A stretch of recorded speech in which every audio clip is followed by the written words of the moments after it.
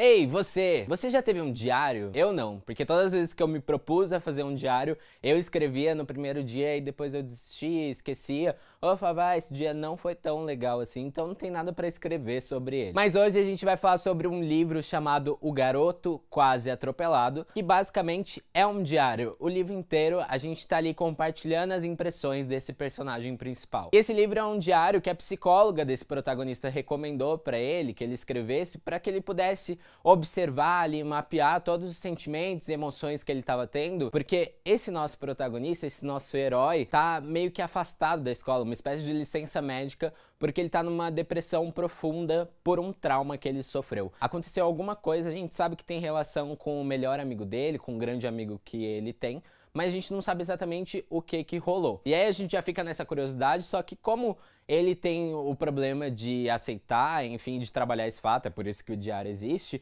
demora muito tempo dentro da narrativa pra gente saber, então é um grande mistério. E a história do livro mesmo começa quando ele decide sair de casa pra dar uma volta de bicicleta, pra ir passear e tal, pra experimentar um pouco de liberdade, até porque mesmo que a família dele cuide muito dele, né, a mãe, o irmão e tal, ele se sente também um pouco desfocado, um pouco preso, que atrapalha nesse processo de cura aí. Então ele queria respirar novos ares. E o que acontece durante esse passeio é que ele é praticamente atropelado por uma garota pela qual ele se apaixona instantaneamente. Ele chama ela de Cabelos de Raposa, até porque ele não perguntou o nome dela. Quem nunca, né, teve um crush e esqueceu de perguntar o nome? Uma coisa tão básica, gente. Perguntem o nome. Coloca uma camiseta, faz uma camiseta, né? Pergunte o nome do crush pra todo mundo lembrar. Eu acho que é um lembrete muito importante.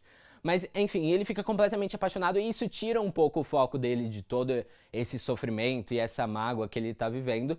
E ele começa a viver aventuras porque ele vai encontrar essa garota de novo e ele conhece os amigos dela, que também tem nomes super espirituosos, assim, no diário que ele escreve pra gente. Depois a gente descobre que eles chamam Natália e Acácio. E eu gostei bastante desse livro, eu queria indicar ele pra vocês, porque eu acho que ele é um livro jovem com uma pegada diferente. Porque, por exemplo, quando a gente fala da maioria dos livros jovens, assim, que os adultos acreditam que é um bom livro para jovens, é sempre um adolescente que não tem uma preocupação muito grande, assim, às vezes o conflito é com a família, tem, né, um pai ali, uma mãe que é problemático, a pessoa quer seguir seus sonhos, mas aqui a gente fala de um adolescente que tem problemas que são muito adultos, sabe? Tipo, ele teve um amigo que a sensação que a gente tem durante todo esse período é que ou ele sofreu um acidente muito grave, ou ele tá muito doente, ou ele morreu, sei lá.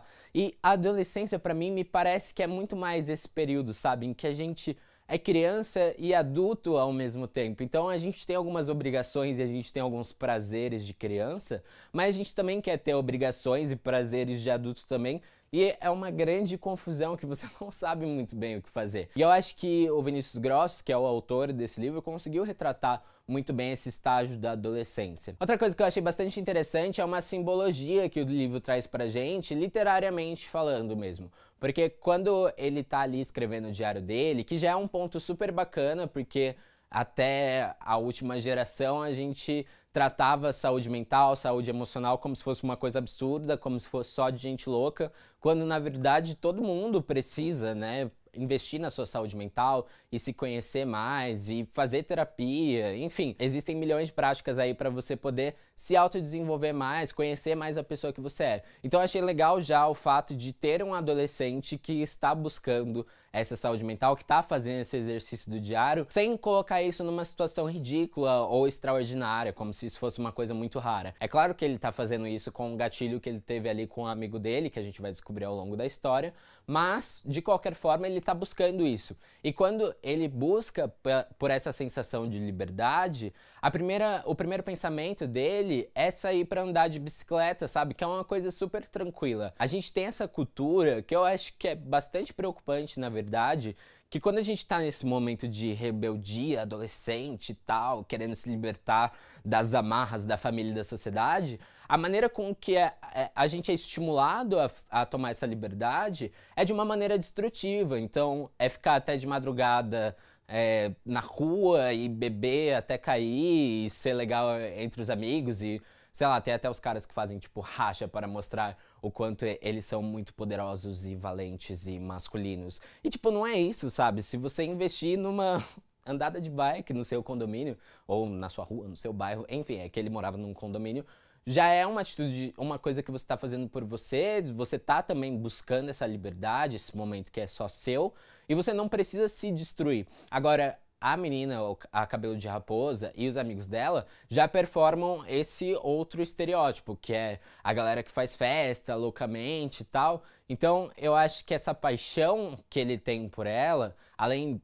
enfim, de ser um livro que trata sobre esse romance, sobre essa relação de amizade, é um livro que vai tratar também sobre esse desejo que ele tem de ser esse adolescente, sabe? De ser esse adolescente que tem uma vida normal, que tem uma festa com os amigos e tal, até porque ele perdeu um amigo dele que seria a pessoa com quem ele compartilharia todas essas experiências. Então, observar a amizade da Cabelo de Raposa com os amigos e poder participar disso de alguma forma é uma maneira de resgatar essa vida que ele meio que perdeu, sabe? Eu indico esse livro principalmente pela voz, pelo jeito que ele é escrito, porque como é em primeira pessoa, como são cartas, você tem um contato muito mais íntimo com o personagem e que bom que ele viveu todas essas situações aí, essa gama de sensações e de situações que a adolescência trouxe pra ele, falando disso em primeira pessoa. Porque a gente tem outros livros jovens, como Percy Jackson, por exemplo, que, é claro, é uma literatura fantástica, tem a mitologia grega envolvida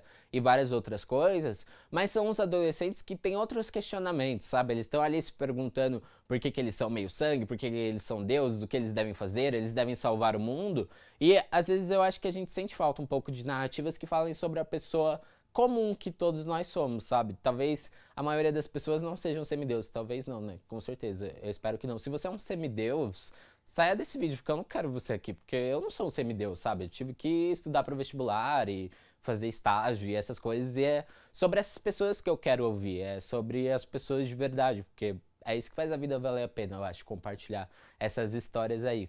E se você gosta de livros e literatura, se inscreve aqui no Valer um Livro, porque a gente sempre tem resenha, curiosidade, lista, enfim, tudo sobre esse mundo maravilhoso dos livros. Dá um like nesse vídeo e se você já leu esse livro, comenta aqui o que você achou pra gente poder conversar mais. A gente se vê no nosso próximo vídeo. Até mais!